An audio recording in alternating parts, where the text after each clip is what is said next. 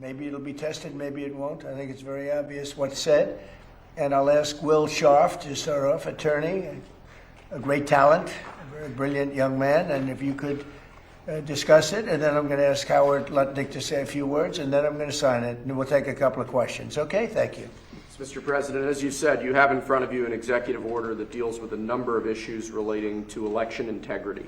As you've consistently identified, two of the biggest problems we have with election integrity in this country are, one, inaccurate voter rolls that allow ineligible people to vote in various federal and state elections all over the country. And then secondarily, you've consistently identified that vote by mail in this country has become rife with fraud. People returning ballots who aren't eligible to return ballots, ballots being sent to people who aren't confirmed to be eligible voters.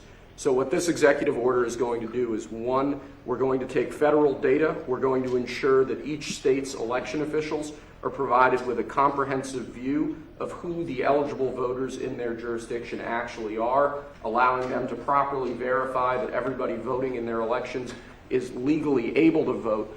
And then it orders the Postmaster General, the U.S. Postal Service, to take bold new measures to verify that ballots both being sent to people are being sent to people who are eligible to vote, and then that ballots being returned are being properly returned by eligible voters only. And we believe that combined, the measures in this executive order will help secure elections in the future and ensure that the many abuses of our election system in the past aren't repeated in future elections. Right. Howard? So the fundamentals of our democracy are built on voter integrity, right? We all need it. You've said it time and time again. It's a total agreement amongst everybody. So here's the idea.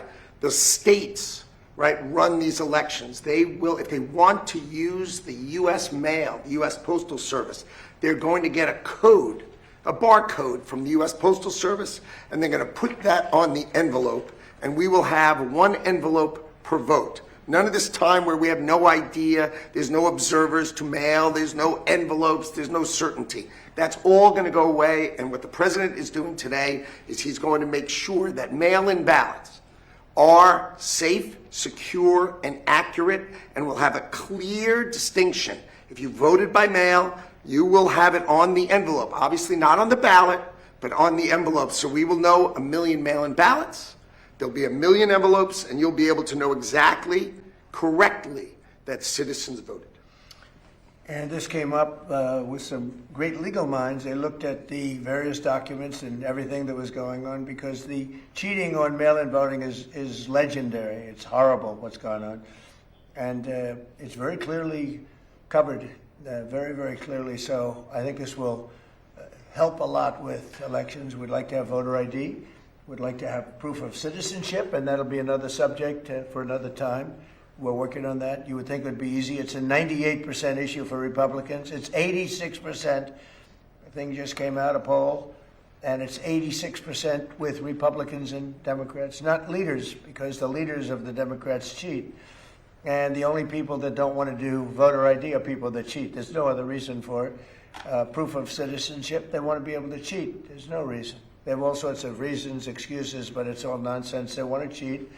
But the Democrats themselves are very high. It's a very positive, very, very good thing. The Democrat voters, the Democrat leaders, guys like Schumer, who are corrupt, they want to use it for cheating because their policy is so bad with, think of their policy, open borders for everybody, where people pour into our country from countries all over the world. Think of that. You look at, just take any issue, take anything. Everything they have is so crazy. But the fact that they don't want to sign voter ID is another issue. It's a big issue. The fact that they don't have proof of citizenship, that they want transgender for everybody, that they want men in women's sports. So the only way, they assume, the only way they can win is to cheat. When you have men in women's sports, it's fine, it's wonderful. By the way, I worked very hard with the Olympic Committee and got that terminated for the Olympics. Very nice. Now, girls won't have to get beat up in the boxing ring like they did last time. If you saw those fights, two people that transitioned beat the hell out of everyone, out of other people, women. It was not a pretty sight to watch. So I worked very hard with the Olympic Committee, and we were able to get that out. So the Olympics will not have men in women's sports. But these are the things that they vote on. And that's why we're having a problem with them. They don't want ICE because they don't want people to be taken out of our country that are murderers, that are drug dealers, and that are people from mental institutions, the criminally insane. These are not nice people. And it's amazing. It's not even believable. If you go back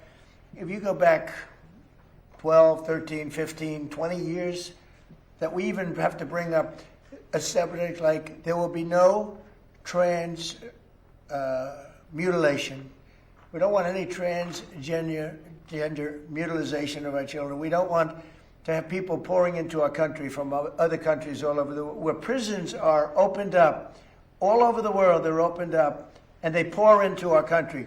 Murderers. 11,888 murderers. Think of that. We got many of them out. And by the way, Washington, D.C. just set a new record for safety, and I'm sure you know that, because, Peter, when you walk down the street, you're not mugged lately.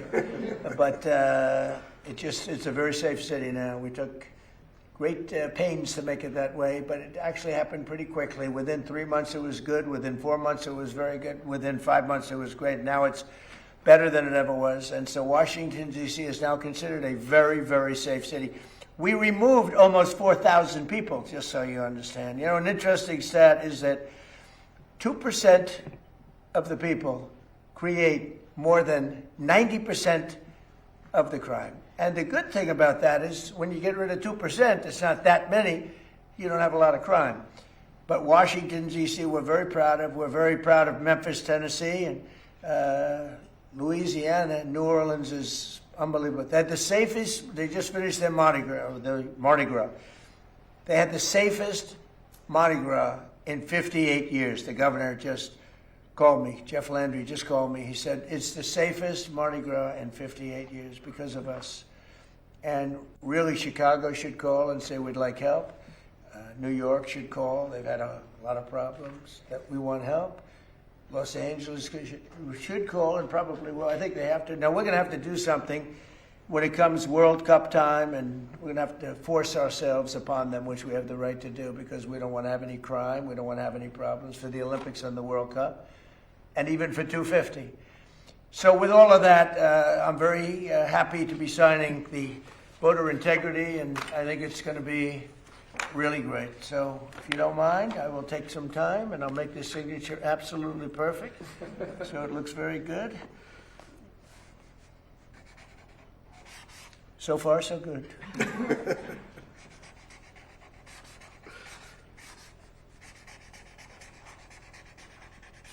Okay, so that's a big deal.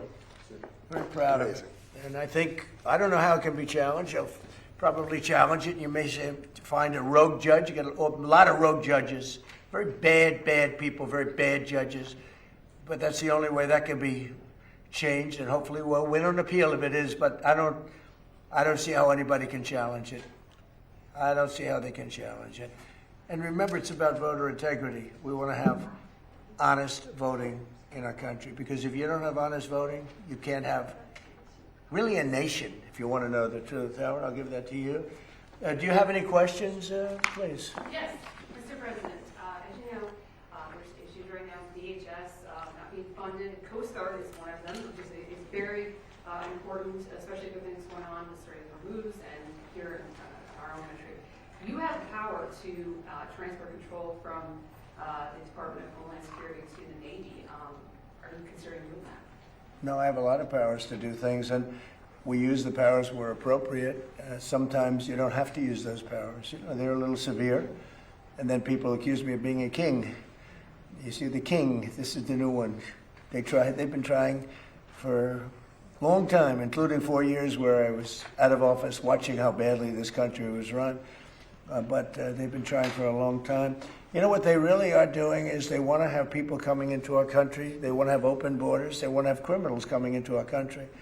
They want to have people unchecked, unvetted, coming into our country that you can look at them and say, this is not good. And that's what happened. They allowed 25 million people into our country. Many of those people were criminals. Many of them were drug dealers and murderers and people that were let out of mental institutions, prison populations in some countries. The Congo, almost its entire prison population was allowed to come into the United States of America, the Congo. Many of the countries in South America, they emptied their prisons out into our country. This was under Biden, and nobody can tell me that's a good thing. And yet, they haven't changed their ways, because if they ever took power, they would open up the borders and they would let people pour in and destroy our country. So I have many powers, but I don't have to use them. I mean, only in severe cases. Yeah. Mr. President, thank you.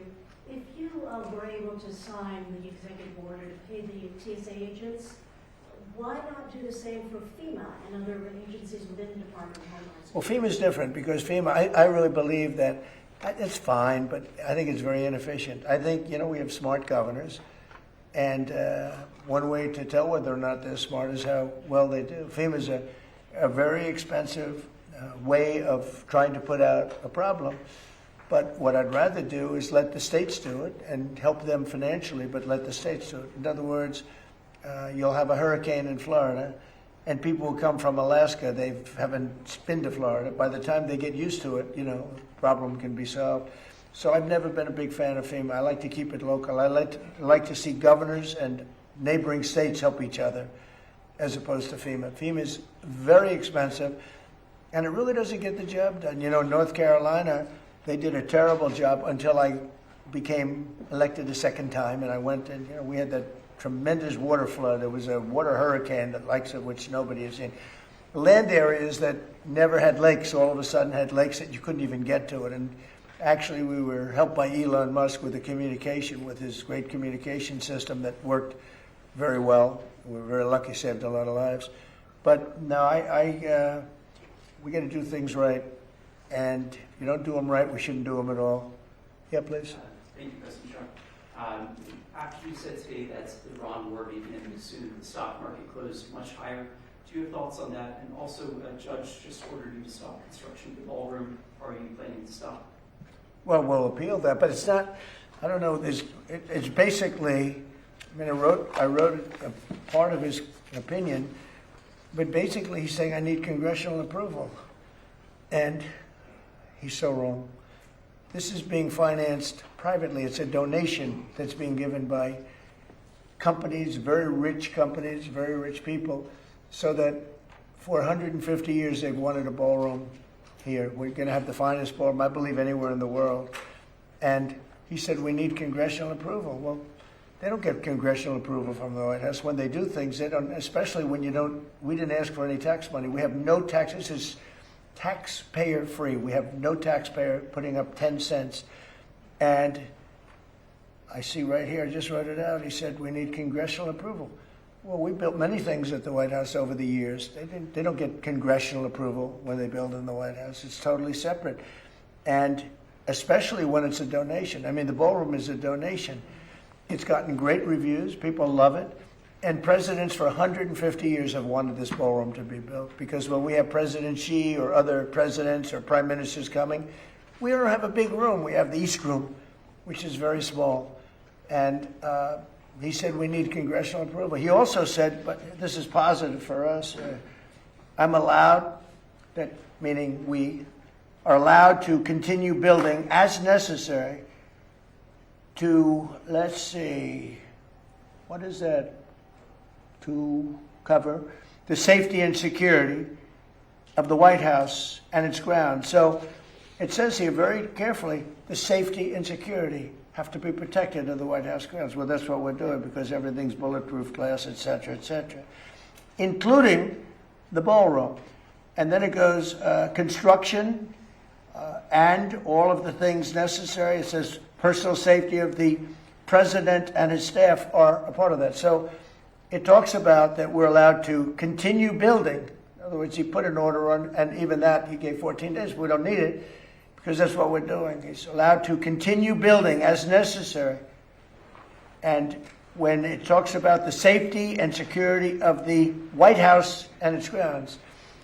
So just so you know, I wrote some of the thing down. We have a drone-proof roof, and it talks about the president and his staff. Well, we don't have a lot of bulletproof glass. The White House was built a long time ago. This has the highest level of, in fact, they call this grass, the glass, it's bulletproof and it's ballistic proof. It's very thick. It's like that. And it's going 45 feet high, and every window is covered, every door is covered. The roof is drone-proof. We have secure air handling systems. You know, bad things happen in the air if you have bad people. We have bio-defense all over. We have secure telecommunications and communications all over. We have bomb shelters that we're building. We have a hospital and very major medical facilities that we're building. We have all of these things. So that's called, I'm allowed to continue building as necessary. So think of that, for the safety of the president. So we have all these things. So on that, we're okay. Where he's totally wrong, and he made, you know, a statement that's fine, but I'll give you an example. You have right here $300 to $400 million, depending on finishes. If I use very expensive marble, if I use very expensive wall coatings, if I could bring it up to 400. Otherwise, we're right now ahead of schedule, we're under budget. But depending on finishes, from $300 to $400 million are being given by great people, people that you all know. Rich people, rich companies, big companies. They wanted to see this built because every president, literally for 150 years, has needed a space like this. Many of you have gone to the tent when we have a president of a big country or somebody being honored of great distinction. And they sit in a tent, and if it rains, you get soaked because the grass gets wet here very fast. It's a wet area. They used to call it a wetland, but I guess they don't do that for the White House, but it's essentially a wetland. And when it rains, you're in trouble. The water can go up to 3 to 4 inches over their shoes. That's not a good feeling for who was Prince Charles, who will be here next couple of weeks, is King Charles, who's a great guy. We don't want him to sit in a pool of water. And they've been wanting this for 150 years, and we're building it, and it's covered perfectly. What's not covered perfectly is the fact that the judge said we need congressional approval.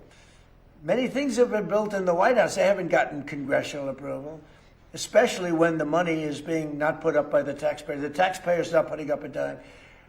This building was necessary for many years by the fact that I've built many ballrooms, and I built many things, and I know how to build. I'm not building the Federal Reserve where the guy's spending $4 billion for a tiny little building. $4 billion for the Federal Reserve building. That contractor is going to be one of the richest men anywhere in the world after he finishes the Federal Reserve. The man is totally incompetent. Jerome, too late, Powell, is totally incompetent. And he's got to get out of office pretty fast. He's doing a bad job, but he's also done a bad job in shepherding the construction of that building. Do you know they ripped down a part of that building, and it was they say it's one of the nicest buildings in Washington. They ripped it down. So we feel, and we don't feel, we know that congressional approval is not necessary to put up a ballroom. And many things have been built on the site, they've never gotten congressional approval. And especially when the money is all put up. This is all donations by people that love our country, that love the White House, and that feel it was very necessary. Mr. President, a couple of questions for you on Iran, but first one that affects Americans here at home, gas prices. Today they hit $4. We're at $4, yeah, and we have a country that's not going to be throwing a nuclear weapon at us in 6 months. But Americans are feeling the effects in the interim. And they're also feeling a lot safer. What is the plan to bring them back down? All I have to do is leave Iran, and we'll be doing that very soon. And they'll become tumbling down. And stock prices were up today almost to a record because they know two things. Number one, we have a safe country. We had to take a little detour because we had a madman named Khamenei who sadly is no longer with us.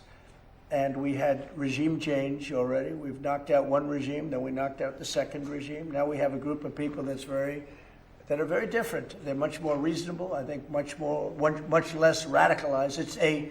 We have had regime change. We're dealing with people that are much more rational, and it's amazing what we've done. We had to make a little detour. So when the stock market broke all records just a few weeks ago, when it hit 50,000 on the Dow, 7,000 on the S&P, I said to the American people, it's time that we have to make a little detour because we have a madman that wants a nuclear weapon. And if we didn't knock him out with a B-2 bomber, we would have a nuclear weapon right now. It would have been used before today. And you may not be standing there asking that question, okay? So I think we have a country that understands that. I see CNN did a poll and they talked about voters or MAGA voters, and my poll came out at 100%. Nobody covers that poll. They had another poll where it's at 92% approval. I think that the people understand it. We'll be leaving very soon, and if France or some other country wants to get oil or gas, they'll go up through the strait and Hormuz Strait. They'll go right up there and they'll be able to fend for themselves. I think it'll be very safe, actually, but we have nothing to do with that. What happens in the strait, we're not going to have anything to do with, because these countries, China will go up and they'll fuel up their beautiful ships and they'll leave and they'll take care of themselves. There's no reason for us to do it. We hit them hard. We got rid of a lot of the radicalized lunatics along the strait. But if they want something, but I would say that within 2 weeks, maybe 3, we're hitting them very hard. Last night we knocked out tremendous amounts of missile-making facilities. As you probably read or wrote, we knocked out. Excuse me. Pardon me for interrupting. The U.S. will be gone or done with the war in I think we're 2 or 3 weeks. Not 3 weeks. If it is We'll 3 leave weeks, because then it would there's be no task reason for us to force do this. deadline. Look, problem with the strait, a guy can take a mine, drop it in the water, and say, "Oh, it's unsafe." It's not like you're taking out an army or you're taking out a country, or they can drop it. Or you can take a machine gun from the shore and shoot a few bullets at a ship, or maybe an over-the-shoulder missile, small missiles. That's not for us. That'll be for France. That'll be for whoever's using the strait. But I think when we leave, probably that's all cleared up. Today I heard tremendous numbers of ships were sailing through. We're negotiating with them right now. We have had regime change. Now, regime change was not one of the things I had as a goal. I had one goal. They will have no nuclear weapon. And that goal has been attained. They will not have nuclear weapons. But we're finishing the job, and I think within maybe 2 weeks, maybe a couple of days longer to do the job. But we want to knock out every single thing they have. Now, it's possible that we'll make a deal before that, because we'll hit bridges, and we've hit some. We'll hit some bridges. We've got a couple of nice bridges in mind. But if they come to the table, that'll be good. But it doesn't matter whether they come or not. We've set them back. It'll take 15 to 20 years for them to rebuild what we've done to them. They have no Navy. They have no military. They have no Air Force. They have no telecommunications. They have no anti-aircraft systems. They have no leaders. Their leaders are all gone. That's why we have regime change. We have nice new leaders. Peter? Thank you, President Trump. You talked about how the ballroom needs to have a drone-proof roof. Right. There have been drone swarms flying over sensitive military installations in the U.S. over the last couple of weeks. Yeah. The reports are they don't look commercial and they can't be jammed. Is this another country's military? I don't think so. We have a great system of. Do you notice that over the last 4 or 5 days you haven't seen very many drone hits, right? We have some unbelievable anti-drone weaponry that's incredible. But you want to have, like, for instance, the ballroom. We have a very powerful steel roof with other things in it. And you want to have, if you're building a building for security, just like his judge's opinion, you have to have security for the president and his staff. You need heavy, strong ceilings. You need seriously thick, bulletproof, ballistic glass. And we have that. Other buildings don't. Fairly modern buildings don't have that. They have roofs that are weak and they have regular glass windows. There was this incident down at Barksdale, though, where apparently a whole swarm of drones for a couple hours was over the flight line. There's a lot of really important planes down there. Yeah. How concerned are you that this is something? Well, I'm that not some other concerned. country is Yeah. scoping out? Yeah. Where I we know have about all our it. stuff? They've checked that out and they've gotten to the bottom of it. You have a lot of people now that fly these things all over the place, and we're coming down very hard on them. But we're able to take them out militarily. We're able to take them out very easily. And a new thing is lasers. You know, the lasers are becoming very, very effective. You hit a drone and it melts in air. It's a beautiful thing to see. If it's coming at you, having a laser is a very nice thing. But we have, there are methods of defending against drones. I mean, the advantage from the standpoint of defense is they don't go very fast relative to a F-22, that plane right over there. They go very slow. They can be also shot out of the air by, you know, high-quality aircraft, which we have more than anybody ever had. And there was a viral video this week.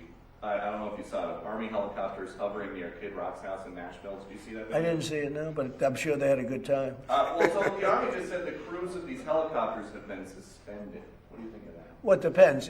Are they, well, they probably shouldn't have been doing it. Yes, you're not supposed to be playing games, right? But I'd take a look at it. They like Kid Rock. I like Kid Rock. Maybe they were trying to defend him. I don't know. Does Iran have to make a deal? Does Iran have to make a deal for the U.S. to end its operation in Iran? And No, have you no. spoken? No, And Iran have you doesn't have spoken to. directly? Iran with doesn't have to make a deal, no.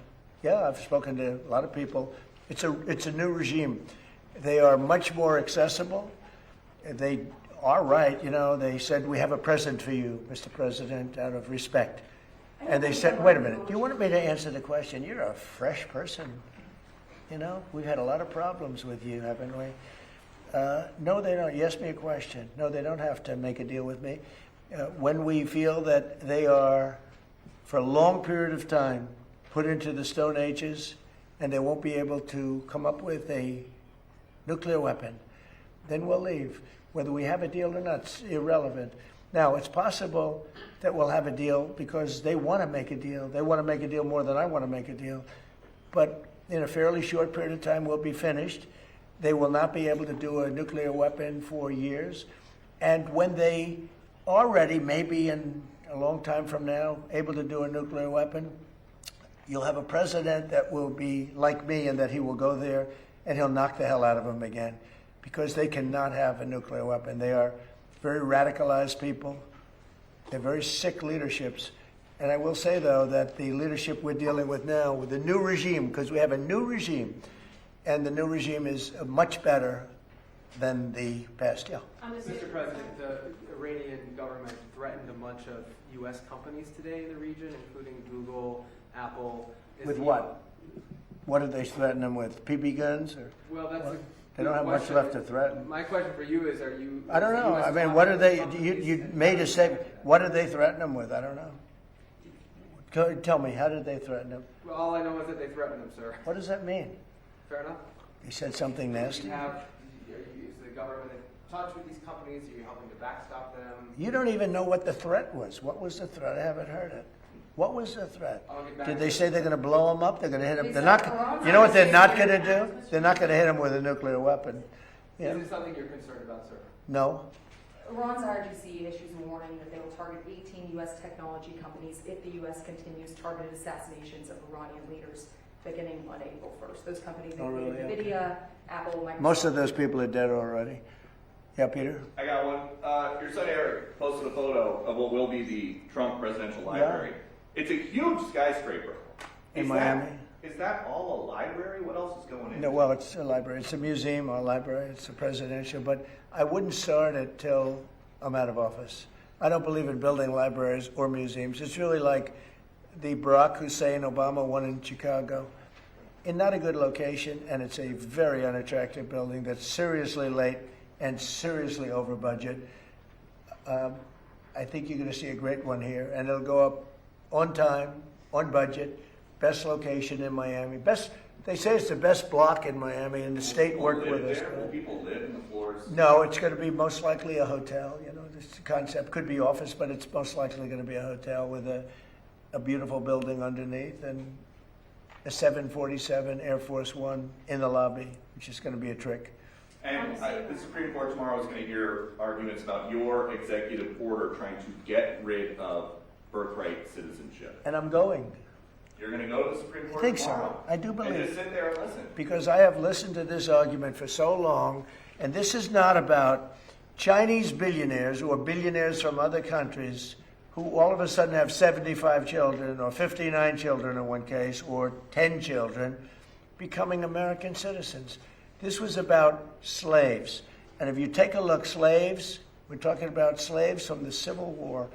And if you take a look at when it was filed, all of this legislation, all of this, everything having to do with birthright citizenship, it was at the end of the Civil War. The reason was it had to do with the babies of slaves and the protection of the babies of slaves. It didn't have to do with the protection of multi-millionaires and billionaires wanting to have their children get an American citizenship. It is the craziest thing I've ever seen. It's been so badly handled by legal people over the years. If you look at the original birthright citizenship papers, they all happened right after the Civil War. The reason was it had to do with the babies of slaves. And hopefully it's going to say, because our country is being scammed. We're getting all of these people, they're selling the rights to them. People are making a big living, getting hundreds of thousands and even millions of dollars from bringing people in and saying, congratulations, your whole family is going to be a citizen of the United States of America. That's not what it was for. It wasn't for billionaires bringing people in or family in. It was for the children of slaves. And what you really have to do, and I don't think the lawyers talk about it as much, look at when the Civil War ended and look at the date of when this was enacted. Okay. Have you ever been to the Supreme Court before? Is this going to be the first time going to the Supreme Court? No, I went once before, the opening of the Supreme Court in the last administration. And which justices will you be listening for most closely? I love a few of them. I don't like some others. And you know, you say what you want, but you have the ones that were appointed by Barack Hussein Obama and Biden. I don't care how good your case is. You can have the greatest case ever. They're going to rule against you. They always do. And it's not supposed to be that way. Now, the Republicans tend to be very different. They want to show how honorable they are. So a man can appoint them and they can rule against him. It's so proud of it. We're so proud we ruled against Trump. We're so proud. We're above it. There are those that say that's wonderful, and there are those that say they're so stupid. But the Democrats never fail at one thing. When Barack Hussein Obama or when Biden appoints somebody, they go along that line. You can have the greatest case in history. And almost, I guess I have to say almost, maybe I don't have to say it, almost without fail, those people, 4 of them, sometimes 5 of them, but 4 of them will vote against you. You don't have a chance. You don't have a chance. And that's not what the court system is. Now, the Republican appointees tend to go, and this has been long before me. This has been for many years. Some people would call it stupidity. Some people would call it disloyal. Some people would say they're right in doing it. And I don't mind being right, but the other side almost never does it. Almost. I think you could find maybe a couple of instances. Almost never does. When a Democrat appoints a judge, and I'm talking about judges, not just justices. You go before some of these Democrat judges in Washington, D.C., and you don't have a chance. That's why I gave pardons to hundreds of people that were so badly treated, having to do with J6. Yeah? President next. Oh, do you have a question? Yeah. Let's go. I didn't see you over there. Sorry. You've been so nice. Here we go. Now she's gonna hit me with a bad one. Go ahead. On the Save America Act, Mr. President, do you still think it's going to pass? Were you signed? I don't know. It's the craziest thing. The Democrats are totally against it. Again, they're unified. I think maybe you would have Fetterman, who I have a lot of respect for, but the Democrats are unified against it, and you need Democrat votes. Unless you do something smart called the filibuster, terminate the filibuster, which they should do. Republicans should do that, but there are a couple of Republicans that maybe they're not so smart, because the Democrats will do it on the first day in office, maybe the first hour. It's a question, will it be the first hour or the first day? So who can believe that a person, you can't even get it to the floor, that a person wouldn't vote for think of it, for citizenship, proof of citizenship, for voter identification. And we also added one. We added mail-in ballots. Mail-in ballots with exceptions for the military, for people that are sick, people that are traveling, for the disabled. We have very generous exceptions. But who would believe that that would be possible not to get those things to vote for? And then we added, best of Trump, we added no men and women's sports. Different subject, but we added that. And we said no transgender mutilization of our children. These are all 90, 95, maybe 98 in some cases, maybe 99 in terms of those first two. If you talk about the first two, I think at 98, 99% voter identification, right? Wouldn't you think? Don't you think it's nice with picture? Wouldn't you think it's nice when the Democrats had their convention? I remember it so well. You had to have identification to get into the arena, and they had a card that was bigger than most of their chests, and it had everything. It had their picture. And if you didn't have that card, they threw you away. In New York City recently, we had a big snowstorm. Mayor Mandami he called out for people to shovel snow, but you had to give identification with picture. If you didn't have, and it wasn't one identification, you had to have two. So to shovel snow in New York City, you need identification, double with picture. But to vote, which is maybe our most cherished thing, you don't need. They don't want voter ID, the Democrats, because they want to cheat. The problem is we need their votes. In order to get it, you need their votes. And look, they know their policy is so bad. They know that if they gave those votes, they might never win another election. So they're fighting like hell. Would you sign They're actually fighting for their survival because their policy, the Republicans have great policy, smart policy, strong borders, low interest rates, low taxes. We just gave you the largest tax cut in history. All these great policies, we want a strong military. Look at our military. We have the strongest military. Look what happened in Venezuela. It was so incredible. People said the greatest military maneuver they've ever seen. Look what's happening in Iran. We're totally unchecked. Everything's been bombed out. They have no anti-aircraft protection. They have no nothing. They don't have anything. Look at our military. The Democrats don't want that. And when I read the fake New York Times, you take a look at it, it's like, oh, they're putting up a good fight. They're not putting up a fight. They're not even shooting at us, okay? We have planes are just ruling the sky. We have airplanes. Those two. We have airplanes. Nice, right? Lincoln with a little modern touch. The great Benjamin Franklin with a little modern touch. But think of it. They are roaming the skies over Tehran. They're not even being shot at because their equipment's been totally decimated. They have nothing to shoot. They have no Navy. They have no anything. And just think about this. They have no Navy. They have no military. They have no nothing. They're losing.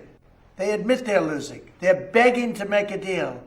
And if you read the fake New York Times, a corrupt newspaper, where I'm suing them and I think I should do very well, but you would almost think, who's winning? It's so fraudulent. But just to finish up with the New York Times, if you read the New York Times prior to my election victory, including the first one, and the second one too, I won 3 times. Convincingly. But let's go to the third victory. If you read the New York Times, you would say, oh, Trump's going to lose. But I won in a landslide. I won the popular vote. I won the Electoral College in a massive number, right? Massive. I won the counties, 86% of the counties I won. All of these different things. Winning the popular vote for Republicans, pretty amazing. But if you read the New York Times for months and months and months, you were hearing, oh, Trump is doing so badly. We have to straighten out our media. The reason their circulation is way down, the New York Times circulation, has gone way down. Washington Post is almost extinct. the papers that are being dishonest, papers generally, people don't believe the media. And to finish, I got 93% bad publicity. Some people say 97, but between 93 and 97. A person that gets 97% of bad stories, maybe Caroline's doing a poor job, I don't know. She's my representative. You're doing a terrible job. Should we keep her? I think we'll keep her. But I get 93 to 97% bad press, fake press, all fake. I won in a landslide. When you get 93 to 97 bad stories, bad press, and you win in a landslide, you know what that says? People don't believe the press. And when people don't believe the press, that's a very bad thing for our country. And when you look at, let's say, the New York Times or the Washington Post, the stories are so fake. Wall Street Journal, too, a lot of bad stories. I don't know what happened to them, but they're bad. Their circulation went way down, Wall Street Journal. I don't know if you saw the numbers that came out yesterday. New York Times, way down. Wall Street Journal, way down. Washington Post, #1, way down. Because people don't believe them anymore. And until they get, it's not the paper, it's not the big, it's that they have no credibility anymore, which is a very sad thing for our country. Thank you very much, everybody. Thank you very much. Thank you, Press. Are you going to Thanks, President Trump. Thank you very much. Thanks. अमरीकी सदर Donald Trump media से गुफ्तगू कर रहे थे। उन्होंने कहा कि 2 से 3 हफ्तों में ईरान से निकल जाएंगे। मुमकिन है इससे पहले भी जंग ख़त्म हो जाए। जंग ख़त्म करने के लिए हमें ईरान से डील की ज़रूरत नहीं। अमरीकी सदर ने कहा कि ईरान की नई क़यादत कम शिद्दत पसंद है। ईरान में मज़ीद रुकने की कोई वजह नहीं रही। आबनाए होर्मुज़ में जो कुछ होगा उससे हमारा कोई लेना देना नहीं। ट्रंप की जानिब से मज़ीद कहा गया कि 2 से 3 हफ्तों में ईरान से निकल जाएंगे। ईरान में कामयाबी से रजीम चेंज कर दिया है। ईरान में सिर्फ रजीम चेंज मकसद नहीं था। हम चाहते थे कि ईरान के पास जौहरी हथियार ना हो। आज ईरान के पास ना फ़ज़ाइया है ना बहरिया। होर्मुज़ को सबके लिए महफूज बनाएंगे। अमरीकी सदर ने मज़ीद कहा कि ईरान की नई क़यादत कम शिद्दत पसंद है। ईरान के पास एटम बम होता तो अब तक इस्तेमाल कर चुके होते। जंग ख़त्म करने के लिए ईरान से डील की कोई ज़रूरत नहीं है। जबकि अमेरिका में मिड टर्म इलेक्शन से पहले सदर ट्रंप की जानिब से एग्जीक्यूटिव ऑर्डर भी जारी किया गया है। सदर ट्रंप ने मेल के ज़रिए वोटिंग पर क्रैकडाउन का एग्जीक्यूटिव ऑर्डर जारी कर दिया है। अमरीकी सदर की जानिब से एक बार फिर मशरिक़ वुस्ता में जारी जंग के हवाले से भी बातचीत की गई है। उनसे सवाल और जवाब का एक सेशन हुआ। सहाफ़ियों की जानिब से सवाल किए गए, उनकी जानिब से जवाब दिए गए। अमरीकी सदर ने कहा कि वो 2 से 3 हफ्तों में ईरान से निकल जाएंगे। ईरान में कामयाबी से रजीम चेंज कर दिया है। ईरान में सिर्फ रजीम चेंज मकसद नहीं था। हम चाहते थे कि ईरान के पास जौहरी हथियार ना हों। आज ईरान के पास ना फ़ज़ाइया है ना बहरिया। होर्मुज़ के लिए सबको के लिए महफूज बनाएंगे। ईरान की नई क़यादत कम शिद्दत पसंद है। ट्रंप ने कहा कि ईरान के पास एटम बम होता तो अब तक इस्तेमाल कर चुके होते। जंग ख़त्म करने के लिए ईरान से डील ज़रूरी नहीं। अमरीकी सदर की जानिब से मीडिया से गुफ्तगू की गई है। उनकी जानिब से सवालों के जवाब देते हुए कहा गया कि वो 2 से 3 हफ्तों में ईरान से निकल जाएंगे। मुमकिन है कि इससे पहले भी ये जंग ख़त्म हो जाए। जंग ख़त्म करने के लिए ईरान से उन्हें डील की ज़रूरत नहीं है। ईरान की नई क़यादत कम शिद्दत पसंद है। ईरान में मज़ीद रुकने की कोई वजह नहीं रही। आबनाए होर्मुज़ में जो कुछ होगा उससे हमारा कोई लेना देना नहीं है। अमेरिका में मिड टर्म इलेक्शन से पहले सदर ट्रंप की जानिब से एग्जीक्यूटिव ऑर्डर भी जारी किया गया है। सदर ट्रंप ने मेल के ज़रिए वोटिंग पर क्रैकडाउन का एग्जीक्यूटिव ऑर्डर भी जारी किया है। सवाल के जवाब में उनकी जानिब से कहा गया कि 2 से 3 हफ्तों में ईरान से निकल जाएंगे। ईरान में कामयाबी से रजीम चेंज कर दिया है। ईरान में सिर्फ रजीम चेंज मकसद नहीं था। हम चाहते थे कि ईरान के पास जौहरी हथियार ना हों। अमरीकी सदर ने कहा कि आज ईरान के पास ना फ़ज़ाइया है ना बहरिया। होर्मुज़ में जो कुछ होगा उससे हमारा कोई लेना देना नहीं। उन्होंने कहा कि होर्मुज़ को सबके लिए महफूज बनाएंगे। ईरान की नई क़यादत कम शिद्दत पसंद है। ईरान के पास एटम बम होता तो अब तक इस्तेमाल कर चुके होते। जंग ख़त्म करने के लिए उन्हें ईरान से डील की ज़रूरत नहीं है। अमरीकी सदर की जानिब से ये कहा गया है कि जंग ख़त्म करने के लिए ईरान से डील की ज़रूरत नहीं है। ईरान की नई क़यादत कम शिद्दत पसंद है जिनसे बातचीत हो रही है। अमरीकी सदर ने कहा कि वो 2 हफ्तों में जो है वो इस जंग से निकल सकते हैं या इससे कुछ दिन ज़्यादा भी लग सकते हैं। ईरान में मज़ीद रुकने की कोई वजह नहीं रही। आबनाए होर्मुज़ में जो कुछ होगा उससे हमारा कोई लेना देना नहीं। ट्रंप ने कहा कि एक ही मकसद था कि ईरान के पास जौहरी हथियार ना हो। हम चाहते हैं कि ईरान की हर चीज़ को मुकम्मल तौर पर ख़त्म कर दें। आज ईरान के पास